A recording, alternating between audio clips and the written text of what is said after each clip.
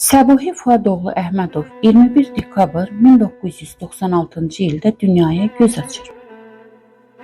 Körpə vaxtından valideyn qayğısından məhrum olan Səbuhi, qardaşı Sənan ilə Sos uşaq evinə himayəyə verilir.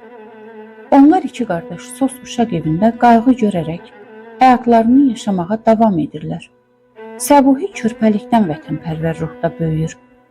Hələ o uşaq ikən mərhum prezidentimiz Ulu Öndər Heydər Əliyev Sos uşaq evinə ziyarəti zamanı digər uşaqlarla bərabər Səbuhi ilə də görüşür. Elə Səbuhinin vətənpərvərlik sevgisi Ulu Öndərimizə Azərbaycan himnini oxuyanda məlum olur. Səbuhi 2013-cü ildə Bakı şəhəri 269 saylı tam orta məktəbi bitirir. Sonra Bakı Qida Sənayesi Kollecində təhsil alır. Həqiqi hərbi xidmətə çağırılan Səbuhi, xidməti bitirdikdən sonra quru qoşunlarının müddətdən artıq həqiqi hərbi xidmət kursuna yazılır və kursu bitirərək müddətdən artıq həqiqi hərbi xidmət qulluqçusu olur. Hərbi xidməti zamanı Müdafiə Nazirliyinin rəhbərliyi tərəfindən bir çox fəxri fərman və təşəkkürnamələrlə təltif olunur. Gizirlik kursunu bitirərək gizir rütbəsi alan Səbuhi Əhmədov Şəkidə yerləşən en saylı hərbi hissədə xidmətini davam etdirir. Azərbaycan ordusunun giziri olan Səbuhi Əhmədov 2020-ci il sentyabrın 27-sində torpaqlarımızın 20%-ni işğal etmiş Ermənistana işğalda olan torpaqlarımızı azad etmək üçün Azərbaycan Respublikasının prezidenti İlham Əliyevin əmri ilə başladılan Dəmir Yumruq adlı döyüşlərdə iştirak edir. 44 gün sürən vətən müharibəsində Səbuhi böyük qəhrəmanlıqlar göstərir. Müxtəlif günlərdə ayağından, əlindən, baş nahiyəsindən qəlpə yaraları alır, xəstəxanaya yerləşdirilir. 7 gün müalicə aldıqdan sonra yenidən döyüşlərə qatılır. Azərbaycanın igid, qəhrəman ordusu düşməni məğlub edərək zəfər qələbəsi çalır. Səbuhi Əhmədov müharibə bitdikdən sonra hərbi xidmətini davam etdirir.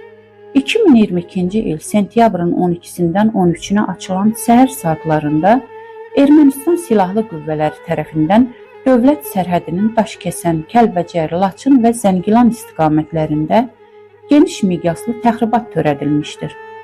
Təxribat nəticəsində Azərbaycan-Ermənistan sərhədində sərhəd toqquşması baş verir. Döyüşlərdə quru qoşunlarının giziri olaraq iştirak edən Səbuhi Əhmədov 13 sentyabr 2022-ci ildə Kəlbəcər istiqamətində döyüş tapşırığını yerinə yetirərkən şəhid olur.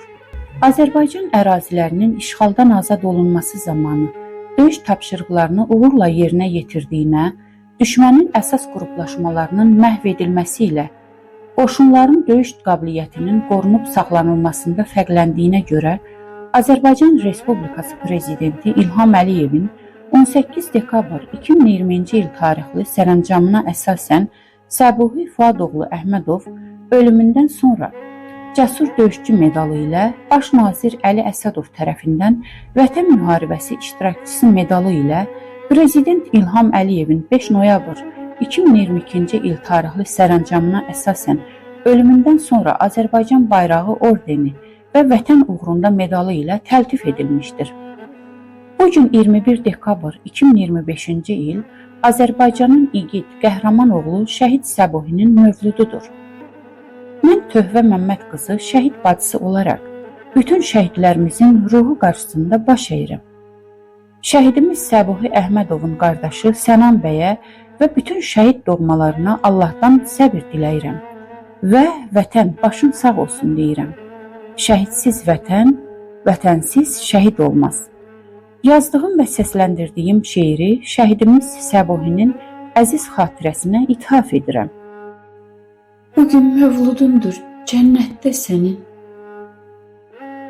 gözümüzü yaşlı qoyan Səbuhim, qəhrəman Səbuhi deyirlər sənə, ölümün şərəfli seçən Səbuhim, ayrılıqlar çıxdı bəxtinə sənin, dəyməzdin xətrinə heç bir bəndənin, bayrağın göyə ucaltdın vətənin, şəhadət şərbətin içən Səbuhim, eynakəm şəhidim, toysuz, xınasız, lap körpə çağından qaldın laylasız, Sənin bu dünyada qaldı qardaşsız cənnət diyarına köçən səbuhim.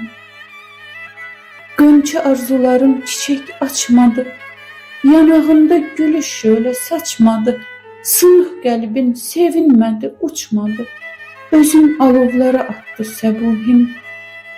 Bir dəstə qərənfil, bir misra şeir, götürüb gəlmişəm ziyarətinə. Həyatını yazsam igid səbuhim, sığmaz bu dünyanın heç bir yerinə. Səndən dastan yazsam igid səbuhim, sığmaz bu dünyanın heç bir yerinə. Sığmaz bu dünyanın heç bir yerinə.